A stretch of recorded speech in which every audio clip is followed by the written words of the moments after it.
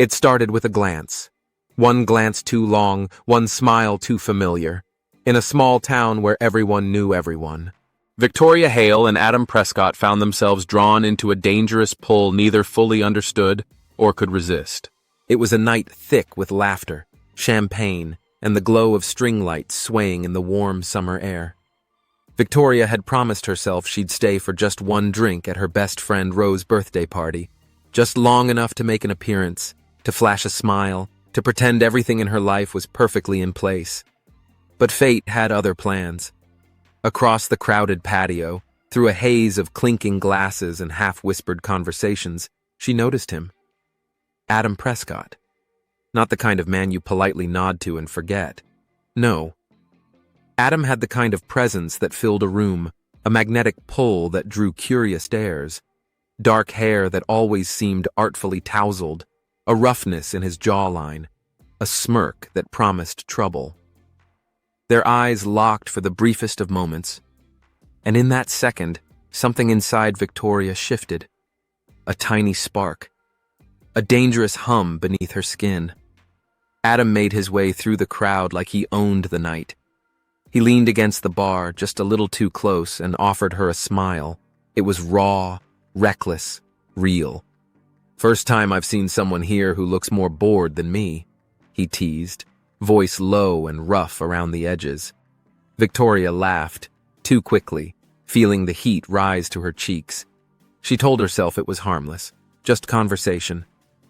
"I'm just tired," she lied, brushing a stray hair behind her ear. Adam nodded like he understood everything she wasn't saying. For the next 20 minutes, the world around them faded. They talked about anything and nothing.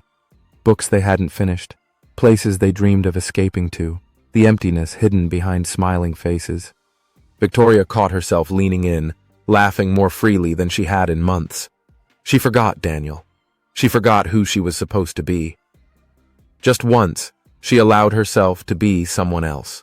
When Rose called her away for a toast, Victoria stepped back, breathless, unsteady, her heart pounding like she had run a marathon. Adam winked at her. "See you around, Victoria," he said, like a promise. Or maybe a warning. She should have walked away right then, should have erased him from her mind. But some doors, once opened, refused to close again. Victoria was married. Adam was engaged. Both had lives, promises, futures carefully built on appearances. But temptation has a way of making even the strongest foundations crack. The first secret was innocent enough. A coffee after work, laughter shared over an inside joke. Neither mentioned it to their partners. That silence was all it took to start a chain reaction that would destroy them. Whispers began before either of them realized how visible they had become. A colleague saw them at the cafe. A neighbor caught a strange look exchanged in the driveway. In small towns, secrets rot fast. Daniel wasn't stupid. A change in tone, a quickened step out the door, he noticed. And once suspicion took root, it bloomed wildly. Meanwhile, Adam's fiancée, Lily, began planning their wedding in earnest, blissfully unaware that the man she adored was slipping further away each day. One evening, Victoria and Adam shared their first kiss, hurried, desperate, hidden in the shadows of an empty parking lot. That moment sealed their fate. They promised it would just be one mistake. But mistakes, once tasted, are addictive. By the second week, Victoria was sneaking out during lunch breaks. By the third, Adam was inventing fake business trips. Daniel found a receipt. A motel bill tucked into Victoria's purse. She lied, of course. Said it was for a friend. But something in her eyes gave her away. That night, Daniel began following her. At first, Victoria noticed nothing. She was too intoxicated by the thrill, too lost in Adam's arms. But Daniel wasn't the only one growing suspicious. Lily found texts on Adam's phone, cryptic messages signed only with a V. Lily didn't confront him, not yet. She wanted proof, solid proof to destroy him. The confrontation came sooner than anyone expected. Daniel followed Victoria to a hidden rendezvous and watched, frozen, as she fell into Adam's embrace. He didn't confront them then. Rage this deep is patient. Instead, he plotted. Daniel reached out to Lily. Two scorned lovers, bound by betrayal, ready to destroy the ones who hurt them. Together, they hatched a plan. A cruel, meticulous plan. The plan was simple.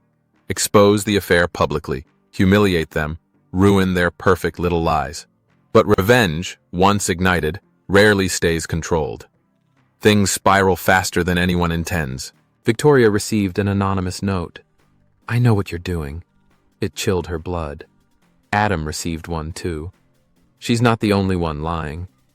They panicked. Met in secret again, tried to figure out who knew. Paranoia set in. Daniel began gaslighting Victoria. Small comments, missing items, strange calls at night. She thought she was losing her mind. Lily was no kinder to Adam. She smiled sweetly as she slowly dismantled his life, canceling wedding plans, leaking rumors at work. Their perfect secret love affair started feeling less like passion and more like a prison. Victoria wanted out. She begged Adam to run away with her, start over. Adam hesitated. Reality was heavier than fantasy. That hesitation broke Victoria's heart and planted the seed of something darker inside her. If she couldn't have freedom, she thought, maybe no one should. Daniel's anger simmered under the surface, but it was Lily who took the first real step toward bloodshed. She proposed something chilling. Frame Victoria for a crime she didn't commit. Destroy her utterly, and leave Adam to rot alone. Daniel hesitated. He wanted revenge, yes, but murder? Still, the temptation of total revenge. The price Victoria would pay was too delicious to ignore. Late one night, Daniel broke into Victoria's car and planted stolen jewelry. Items lifted quietly from Lily's home. Meanwhile, Lily crafted a heartbreaking story for the police. Burglary, assault, a traumatized fiancé desperate for justice. The trap was almost perfect. Victoria was arrested at the park while on a secret date with Adam. The town buzzed with shock. Adam tried to step in, to defend her, but it only made things worse. His involvement was now public. Their affair was no longer a secret. It was the headline, secrets tearing open lives. Victoria spent 2 nights in jail before posting bail. When she emerged, she wasn't the same woman. Gone was the guilt, the fear. In its place, burned rage. Victoria confronted Adam. She accused him of setting her up, accused him of abandoning her. Adam, overwhelmed and afraid, pulled away. "I have my own life to fix," he said. "I can't save you too." That sentence broke something irreparable inside Victoria. Daniel watched from the shadows, watched the woman he once loved crack apart. Meanwhile, Lily reveled in her victory. Adam was shattered, alone, desperate, exactly where she wanted him. But obsession, once fed, demands more. Lily proposed marriage again, immediately. Adam refused, recoiling. In Lily's mind, refusal was betrayal, and betrayal had only one cure. Lily started stalking Adam, following him at night, showing up outside his work. He told her to leave him alone. She only smiled and said, "We belong together." Adam tried to go to the police, but Lily was clever. Too clever. No proof. No case. At the same time, Victoria hired private investigator to uncover who had framed her. The investigator quickly pieced things together. The planted jewelry, the false reports, Daniel and Lily's secret meetings. Victoria had her proof, but she didn't go to the police. Not yet. She wanted revenge, a personal kind of justice. She began threatening Daniel anonymously. Messages slipped under his door. Photos of him with Lily, left on his windshield. Daniel's nerves frayed. He started drinking heavily, spiraling. On a rainy Thursday night, Daniel showed up drunk at Victoria's doorstep, screaming for her to come out. The past never stays buried. It claws its way back, with bloody hands. Victoria called the police, but when they arrived, Daniel was gone. Later that night, her car windows were smashed. A dead bird left on her porch. Victoria knew the clock was ticking. Someone was going to snap. Meanwhile, Lily was slipping deeper into madness. She broke into Adam's house while he was asleep just to watch him. Adam woke to find his bedroom door open and a single white rose on his pillow. He bought a gun the next day. Fear had finally taken full root. Victoria and Adam met one last time. Tired, broken, desperate to end the nightmare. They agreed. Leave town separately, start new lives, forget each other. But secrets, once birthed, don't die so easily. As Victoria packed her things, she didn't notice the figure lurking outside her house. Watching. Waiting. That figure was Daniel, and he was carrying a gun.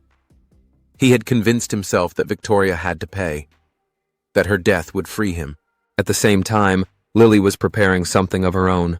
Poison slipped into a wine bottle, a final toast she planned to offer Adam.